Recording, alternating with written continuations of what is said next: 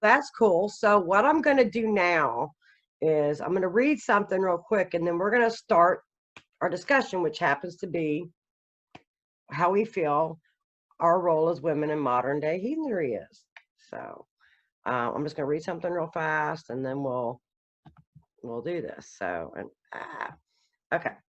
So for as long as communities and families have existed, men and women have assumed roles that allow for their defense, protection, and strengthening. I think that most people would do anything in their power to protect those they love and are responsible for. The family and the close community that we've worked to establish kinship with play central parts in our personal continuity and stability.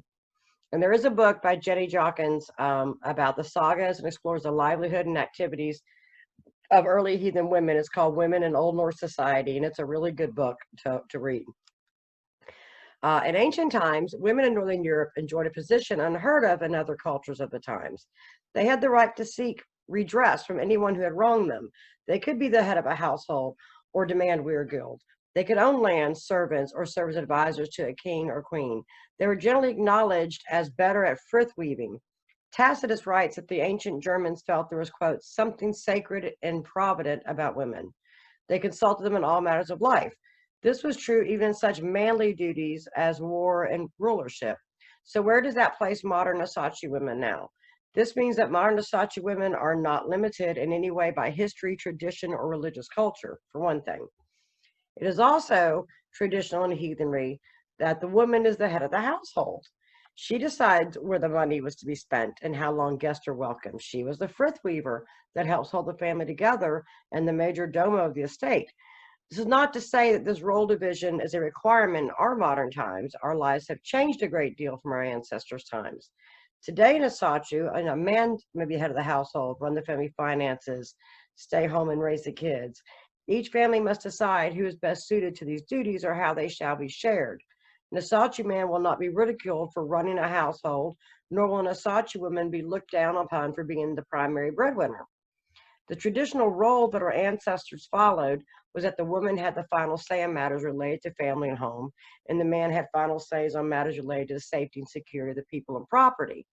Generally, the man would venture forth to raid or trade, but it seems this was due primarily to the physical differences between the genders rather than any belief that women were in any way inferior and incapable. And it was definitely not that, because we all know it was the women who actually gave their sons their first shield, their first sword. We trained them on how to fight because we were home with them, raising them. So the roles have definitely changed and what that was standard then. But I don't think our roles, maybe our household roles have changed, but I don't think our place in heathenry is much different. We were very vocal. So let's start. Who wants to start first? Unmute yourself. You want to start what you feel your role as a woman in modern day heathenry is today. Somebody got picked. Teresa Karras, I'm going for you, honey. You're up.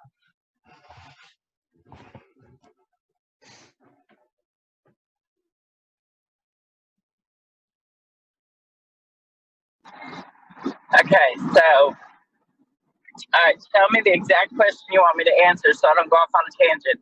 How do you look at your role as a woman in modern day heathenry? I think within my family, I am head of my household. Within my community, I am a frith weaver. Within my inner guard, I am a referee. No. That's why we're frith weavers. Right. So I think it's really important because I've got a little heathen woman in the back seat that's a short one.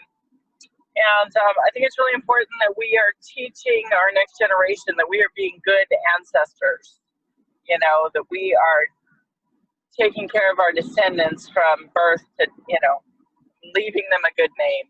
That's really important to me. I think as my role in my community, I think it's my personal responsibility to gain knowledge, to pass that knowledge on. I think it's my personal responsibility to do my best in everything I do and to give it 100%, and to bring honor to my name and my reputation, and just stand on my own 2 feet. I think my self-reliance as a woman brings a lot to the table for any man I choose to have in my life. And it teaches my children to be self-reliant as well as strong. I think teaching them strength as a woman is very important. I came up from a Christian background, as a lot of you know. I was born and raised a preacher's kid, and that'll leave a nasty taste in your mouth for a lot of Christianity. But the number one thing that it really left in my mouth is that women were taught to be weak, and I never felt weak. And I think it's my responsibility honorable and teach my children to do the same, and not teach them to kowtow, duck, and be abused in a society that would do that to them. And there's a lot more to it, because I'm also witchy, and Donna knows that, and I believe believing the way that we do, Right. that help our family and our inner guard in ways that other people that aren't also true just don't know and wouldn't practice. Yeah. So, Absolutely. Definitely. That is the one thing. I'm mute now. I love you. I love you. Personal strength. I mean, especially for women, exactly. And we were Christian. There's a whole article about how the Christian faith made it, where women should be subjugated. And grant you go back and look, and historically, and it says in many of the cultures, even the Norse and Germanic cultures, women could not quote pick their husbands, but they did have a say if they were totally adamant against it. I mean, you look at some examples, they said, too bad, you have to, but they did have more of a say than other cultures did. And they did believe in divorce. They were able to get divorced. Many cultures didn't do. If there was really good reason, they were able to get divorced, and they were able to do a lot more things, because the role of women were very much more so. I mean, they definitely had their gender roles they had labeled. The men go out and fight in this, the women take care of the home. And today that's a bit different. But what it wasn't as down, it wasn't as insulting as it's made to be today. Being at home and taking care of the home was serious. You were defending the homestead. You were raising these children and the young men and teaching them to do what they were doing. You did a lot more. It wasn't like, oh my gosh, you're just a little woman staying home. No, they did a lot. So yeah. So, okay, let's go to Amanda.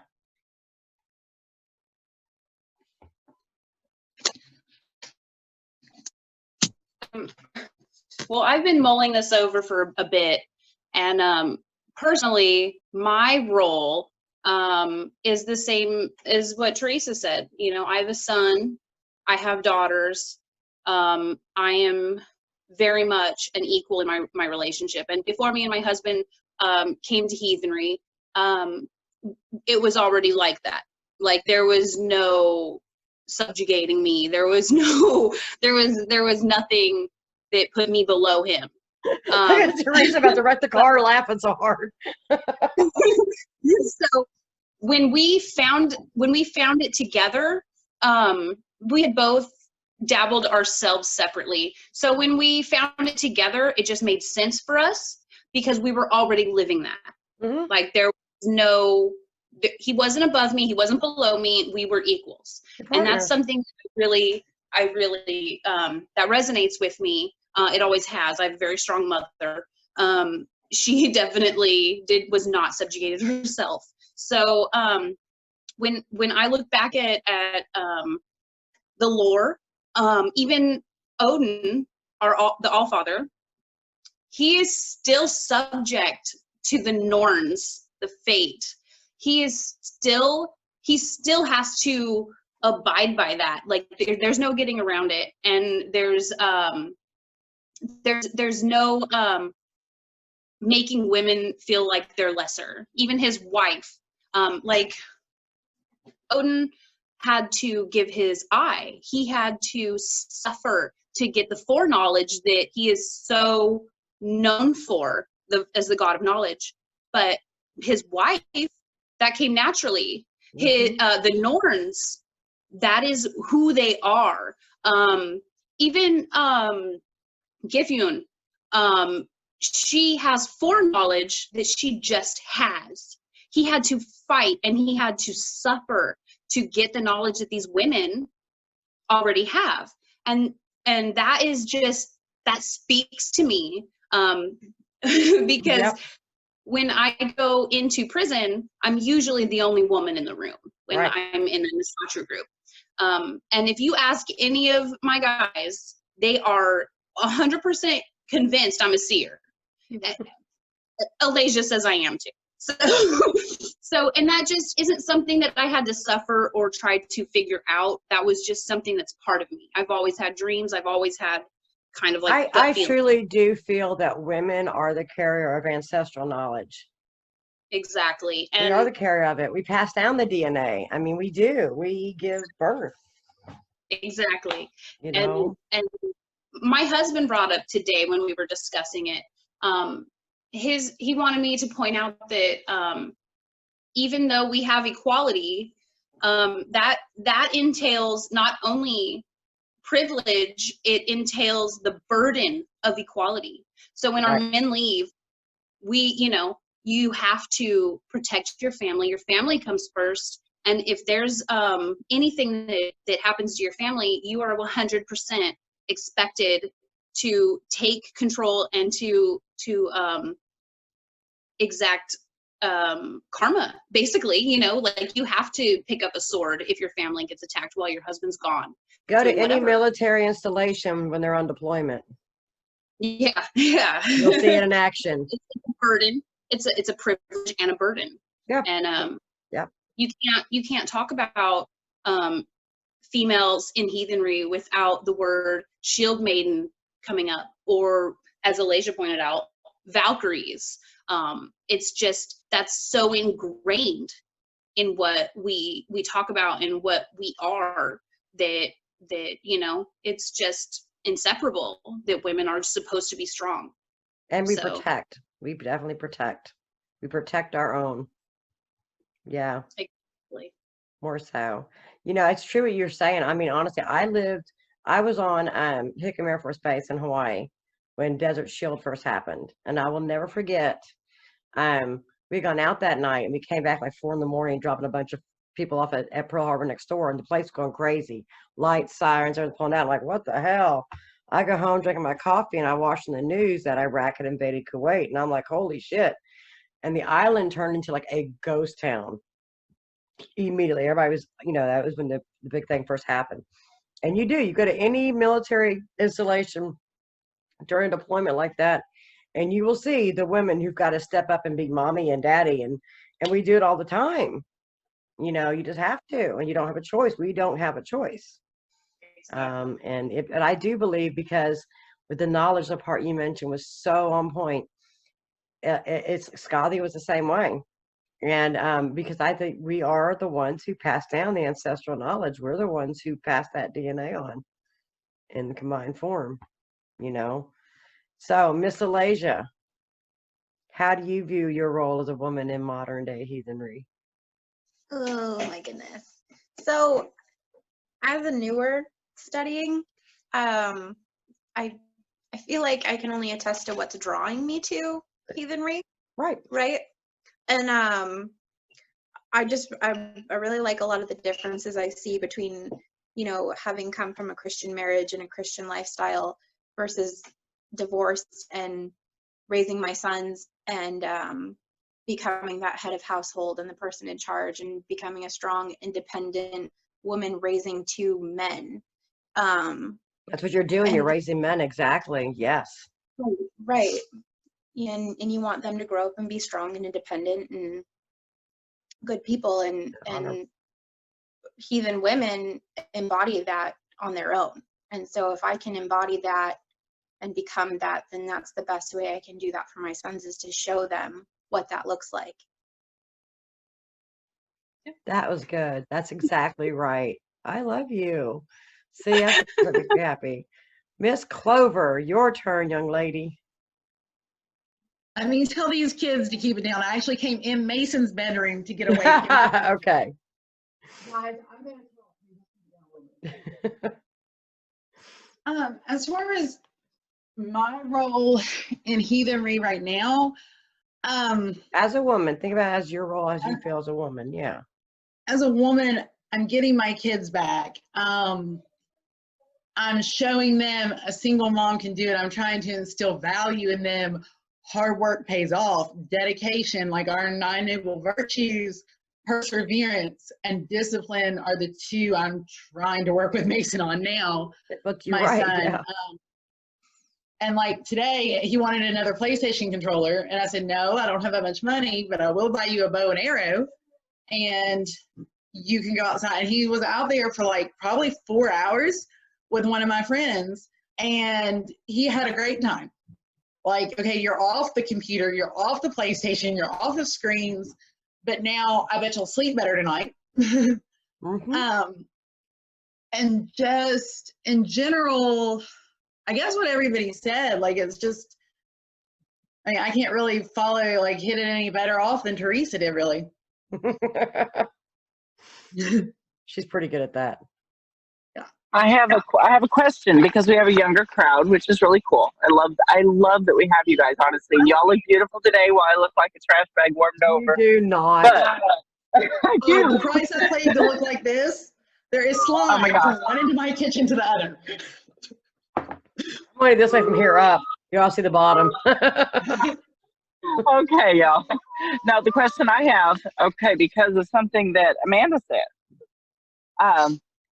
Okay, so how do y'all feel? And I'll tell you how I feel about them. How do y'all feel about gender roles? Well, hang on. Let's finish these. You got Shannon, and then we'll do that question. Oh, I'm sorry. Okay. I forgot. Shannon. It's okay. I'm easily forgot about. No, you're not. You don't have a picture up. No, you're not on the screen. I only I see know, your. it's wonderful. I thought I could get away with this. Okay, Put so your video on. if I could get a camera, I would. You're not ugly. You're beautiful.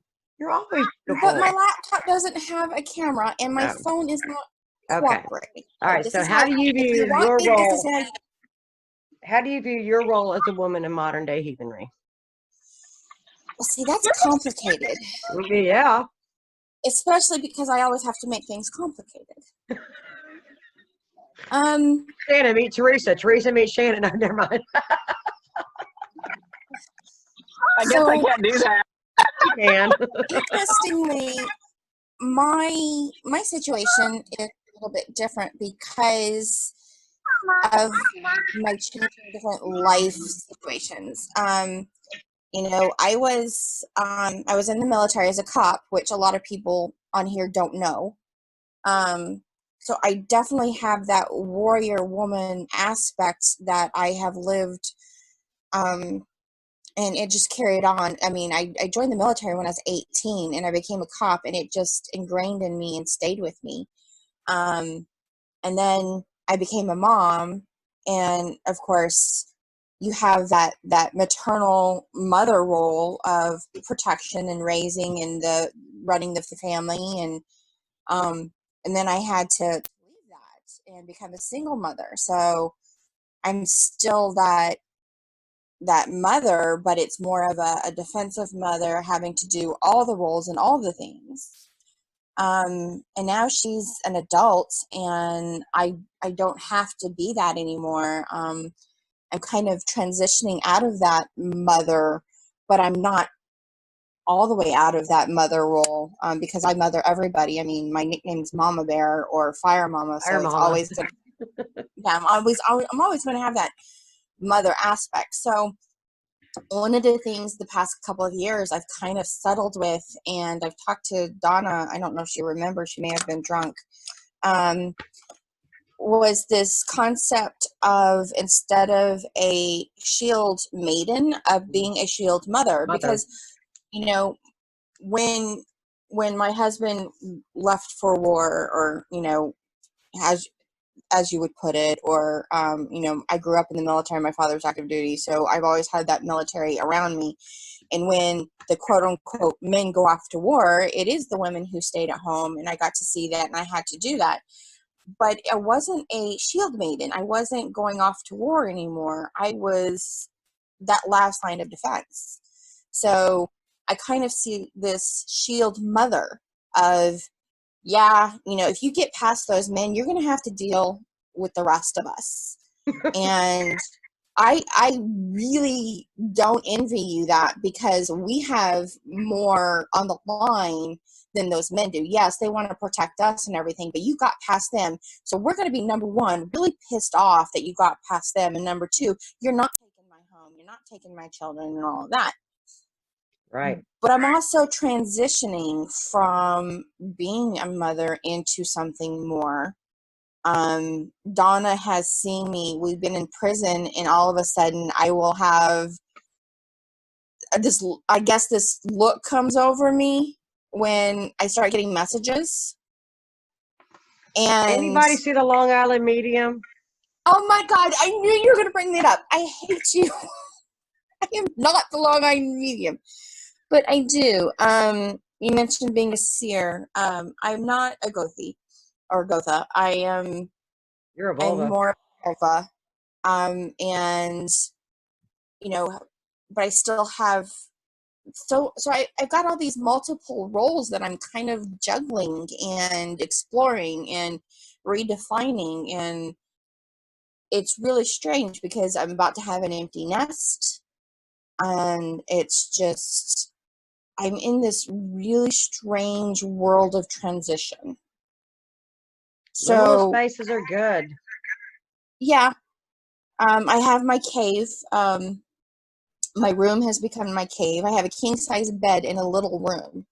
So it's like I have this cocoon that I've just been kind of just staying in and working things out, and, you know, trying to figure out in this changing world, what is my role? What is my purpose? What am I supposed to be doing? And it's really strange that this question comes up, is what is your role as a modern heathen woman? Mm-hmm. I don't know. That's a fair enough answer, though. I have all of this, so I don't know. That's a good question. Okay, okay. All right, ladies, let's see. Teresa, what was your next? Something about gender roles. So whenever this topic of being a woman in heathenry comes up, you always, somebody in some group somewhere will always bring up the idea of, well, what about gender roles? So I'm just curious what everybody thinks about gender roles. I'll share what I believe about gender roles, but Okay, go ahead. I'm curious start. what everybody thinks. It's called a crone, and they're amazing. And I just cannot wait to be an old crone.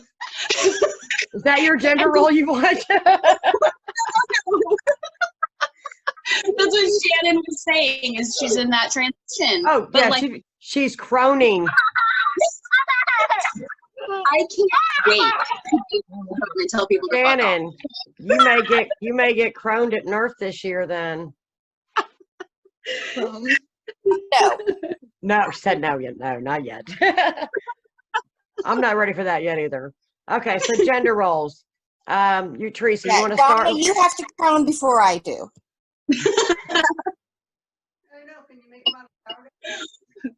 Well, Nellie wants to know if you can make them out of sourdough, because she's she see the bagels I got last night. They were amazing. Okay. All right. So Teresa, give us your opinion. Okay, so we've touched on it a little bit, right? Right. And that is, I mean, I absolutely am traditional gender role type heathen woman. I'm going to protect my home. I'm going to protect this kid. Donna knew this. She's known this forever. I'm going to protect my home, my kids. I'm going to cook meals like crazy. I cook like Nellie does. And I'm going to be able to defend whatever's mine, right? Right. And at the same time, when Amanda says, let no man try to subserviate me, right? I'm going to usually let a man have the final say if I think he's being brilliant. Otherwise, we're going to go round. Mm-hmm. But when she said that, I know Donna saw me almost run off the road. And that's why I pulled over and stopped. I'd like to see a man try, but I will tell you this, I am more the submissive partner, not because I lack the intelligence or the strength or the anything else to do the job, because I've raised 5 kids by myself. And I was a military wife for a long time. I was a Marine wife for 25 years. But when it comes right down to it, and we're talking about the safety and security of my family, I'm going to let him go do what he does. And he better be honorable doing it, because if I find out he's not, he's going to be dead by morning. It's just, we're not playing. But when it comes to gender roles, there are a lot of people who think that if a woman does what a woman is talented to do, that they're subservient to a man. And I'm not. And I would never say that. And so Absolutely. I'm curious as to what you guys think, because I think sometimes people confuse using your natural talent for nurturing and, whether it be cooking or not or whatever, Right. keeping a home, with being subservient. But that's why I said people misunderstand when we say that, like these days, oh, the little woman staying home, it's like she's doing nothing. When back then, that was huge.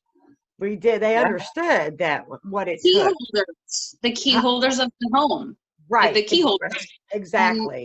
And I view it that way now too, and I do view it that way. And many do. And that's the thing.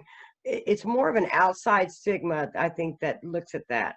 If you've got a woman at home, especially if you're in a homesteading home and you're out there doing what you're doing, raising these kids and that family, my God, you are busting ass. It's a whole lot more. Yeah. And so we all can agree to that now that we're all homeschooling. pretty much. I don't know. No, I am spoiled. We all know I'm very spoiled because I have that wonderful woman in the kitchen there I don't know what she's making, but she's making something that's probably gonna be good. But thank you, Nellie, for taking care of her. Shannon said thank you, Nellie, for taking care of me. But I mean, she's planting things, and yes, ma'am, Miss Clover. To me, I was getting ready to say, I've never been a stay-at-home mom. I'm just recently getting my kids back. And since the quarantine has been going on, I've had both of them pretty much 24/7. And it's so hard, to get my hair and makeup done today. I compromised and gave Madison and her friend slime, and it's going to take me 3 hours to clean up the slime. You're getting a whole new respect, aren't you? Right, I really am. But as far as gender roles go, I've always been subservient in relationships, and I'm for that. But now it's teaching my daughter more who it's acceptable to be subservient to. And if a guy's not going to do all these things for you, he doesn't even need to be around you. Boom. What is it? She's got a comment coming. I know she does. Who? Teresa got, no, just as far as respect for yourself, and he should work. A man should work. A man should in order to be with you. Yeah, no lazy bums. Free rides. I need to learn this for myself. Well, I know you did. There she goes. There she goes. Look at Teresa's ready. Teresa. All right, Teresa, get it. Come on. I'm gonna get burned. Okay, so no, you're not either. I think we have to be careful when we say subservient. I did use the word, so I probably started that shit. But equal partnership, different roles. My talents are not to go out. I mean, I can go shoot a deer. I can go field dress it. I can do that shit, right? And I love to go camping, and I love but that's not my talent, right? I have a huge garden at home. I'm better with the kids than most men, right?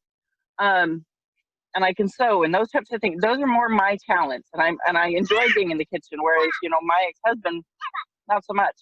So when I say subservient, but that is not really what I meant. It's an equal partnership, And if he's not loving you equally and meeting you halfway, he's not worth your time. That's what I'm getting at. And like, that's what I want to be careful as far as with my new house, who I choose to have a relationship with for my daughter. Right. And really, she picked up a bag of rings today, and it was so cool because she's been told she's afraid of it, and she's been with me long enough. I let her ask about them. I didn't like offer any information or whatever. And you know what ring she picked, and she said it was her favorite? What? Well, you know. Good. But I think that the terminology is what got it there. Yeah. Not as far as, yeah, it's and what? The difference between subservient and service. Service is love. Subservience is not. Right. I think Yes, Subservient kind of subservience has is that- usually Nelly in the fear. kitchen. Yeah. I think subservience is usually fear-based. Right. Yeah. Or people say And that. I was right. very subservient in 2 of my past relationships. One with my ex-husband, and then one with my kid's dad. Yeah. Like, You I was literally, you were a doormat. Yeah, absolutely. And So that's there a big is difference. social connotations with the word subservient, meaning Right. you have no choice. Right. You have no decision-making abilities. And I think all of us have that, and it's whether or not we honor it within ourselves and whether or not we hold that boundary. Boundaries is something I'm definitely been working with more of my own boundaries within myself and with relationships. I was in a 6-year abusive relationship. It was insipid. It snuck up on me. Everybody could see it but me. And nobody really liked him. They tolerated him for my sake. But it just finally came down to, when I really saw it, I'm like, I am walking on tiptoes in my own house so that I don't upset you. No, there's something wrong with this. This is not who I am. And I had to take that power back. And it was very traumatic. It was very hard. It put both Taylor and myself in a very difficult situation for a while. But now she knows what not to put up with because she saw it. So it, in a way, it did have a good lesson, but it did do damage. So it's that social stigma of being subservient, meaning we don't have any choices. Right. Now, there was something else I was going to say. Now I forgot. That's something I have noticed, honestly. There's a lot of strong women that I've seen in my life, very strong women who have been in these horrible relationships like that. And I'm like, what the world? How do you do? But it happens because we don't have those boundaries for ourselves. That shows that no one's immune. Do what? That shows that no one's immune to it. I didn't hear you. Okay, guys. I'm sorry. It's my noise from my car with the baby. I don't think so. I just hit her shock. What'd you say, Amanda? Okay. I just said that it shows that no one's immune. I'm trying to say that I have to go. Oh, okay. I I'm love sorry. you. I love you. I love you guys too. The heathen women in the back seat are just too noisy. Talk to you guys later. Bye, Sophie. Drive safely. Let us know when you get home. Yes, ma'am. Will do. Bye-bye. Bye. Okay, what did you say, Amanda? It just shows that no one's immune. We're No. all, even though our whole culture and our whole religion is constantly like strong women, it just shows that no one's really immune to it. Oh, they're absolutely, and there's that in the sagas too. I mean, but also like with Shannon, when she finally took a stand, I mean, it was good, and it was good for Taylor, her daughter, to see that. And that's the whole point: is being good ancestors. That is I think our biggest role is being So good there's a ancestors. TV show. There's Huh? a TV show called Win the Wilderness, and it's from the BBC. So it's a bunch of English people who kind of quote unquote, it's a reality show, but they compete, quote unquote. It's really not big in I saw that. I competition. saw that one episode. And they win the deed to a mountain. So this man hiked 15 days into the Alaskan wilderness and staked out a claim. And then they built a home and It's a beautiful. life on this mountain. And the wife that he chose, or actually I should say she chose him, because she proposed to him. And that's the big thing. He's like, when a woman asks you to marry him, you don't turn her down. But I really suggest watching it because it really shows an interesting dynamic of the different types of relationships with couples compared to this couple that, I mean, they lived in a small, I mean, it was not even a tiny house. It was a closet in a tiny house for like 9 years while they built their cabin and their house and their property. And you have to have a certain mindset. And if he did not have that right partner, if she did not have that right partner, if they did not have the type of relationship that was appropriate for them and for their environment, they never would have survived. And you kind of really have to look at whether it's a male partner, female partner, doesn't matter your definition of partner. I know a lot of people disagree with, you know, my open-mindedness. I've been told I'm too universal. Because you're a universalist. It's okay. But you have to find that right partner that you fit together. You can have arguments and you can have disagreements, and one person may have skills that are better suited to a certain situation and allow them to take lead in those situations, but they have to also reciprocate. So it isn't a matter of just having one person that is a dominant person in the relationship. You have to have that balance and that respect and that trust, and that is so hard to find in yourself, let alone in somebody else. Yeah, partnership. Gotta be an equal partner and give and take. I highly recommend you guys go watch that. I saw an episode. I did see one. Yes, Ms. What Glover. episode? I'm sorry. It's called Win the Wilderness. Yeah. I can't remember what service it's off of. He's on Netflix. And it's called, let me get a pen and piece of paper. I'm sorry, I'm not in my room and there's kids. I think it's Win the Wilderness. I think it's on Netflix. I'm gonna tell you, the home they built up there in Alaska, though, they're giving it away to whoever wins. It's freaking amazing. They homesteaded like crazy. It's like a homesteader's dream. It'll be your dream, Amanda. They even have a place for the airplanes, a landing strip.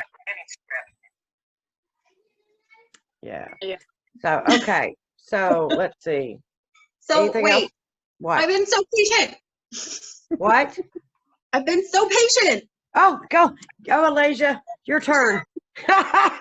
So I was thinking, when you talk about gender roles in today's society, the social norms, right? And then we brought up the difference between service and subservient, right? But if you take away subservient and you just focus on acts of service, I think the difference between heathen women and Anglo-Saxon or Abrahamic Abrahamic religions is that heathen women are expected to step up when things get hard. And with the other stuff, we're just supposed to stay subservient, let them work it out. It's their responsibility, them handle it, and we don't do that. I really liked how Shannon said that. Once you get to the mama bear, you really are in trouble. Like you get past daddy bear, you get to mama bear, you're gonna start regretting it. That last line of defense, right? And I think the difference is that we are expected to step up.